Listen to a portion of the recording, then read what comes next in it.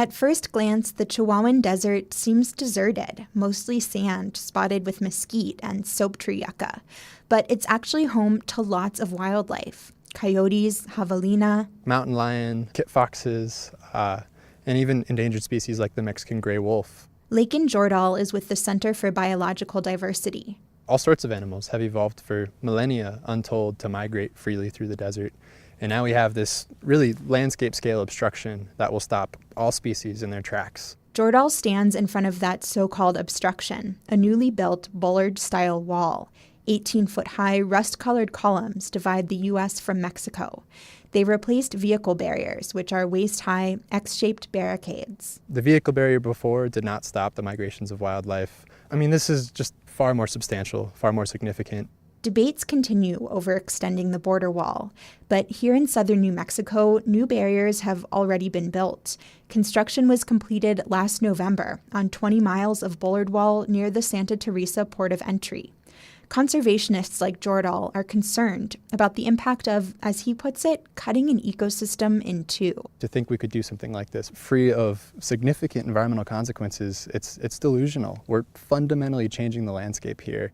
For one, he says, it can put endangered species like the Mexican gray wolf at even greater risk of extinction. There's only about 150 of them left in existence, and they have two isolated populations, one in northern Mexico and one in New Mexico and Arizona. The recovery of the wolf, in a lot of ways, hinges on those two populations reconnecting. If a wolf migrating north hits a steel barrier, he says, it might be forced to turn around. And that would axe its chances of finding food, finding water, and finding a mate. The wall could also impact vegetation, since javelina helps spread plant seeds. They actually disperse seeds in their scat. And it could mess with predator-prey relationships. Jordahl says the wall gives birds an unnaturally high perch and an unfair advantage to pick off small reptiles and rodents. Jordahl isn't the only one raising concerns. More than 2,700 scientists signed on to a 2018 paper outlining the harm Trump's proposed border wall would cause to some of the continent's most biologically diverse regions, and calling for the administration to rethink its approach to border security. There's a lot of silly semantics going on in the national debate over whether it's a wall or fence. From our perspective, if it's a big structure that prevents the passage of wildlife, it's a wall. Kevin Bixby is with the Southwest Environmental Center, which is based in Las Cruces. Bixby says we may never fully understand the environmental impact of the wall, since the government doesn't have to conduct any environmental impact studies.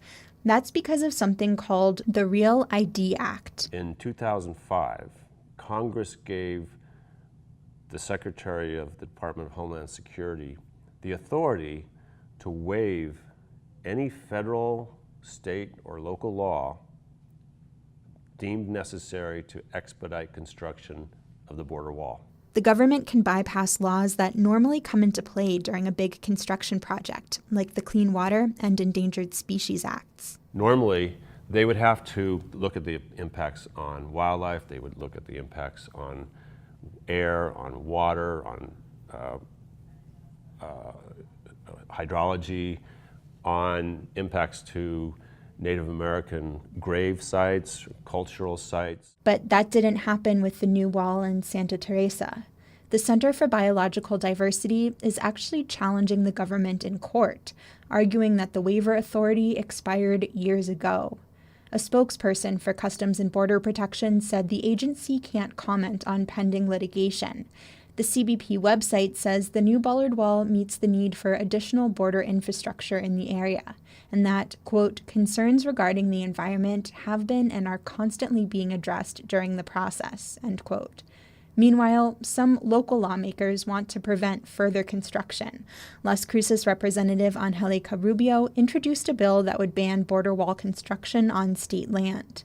It also includes legislation that would prohibit New Mexico from doing business with businesses who are part of the building of the border wall. Rubio says she's concerned about the risks a border wall poses to both humans and wildlife.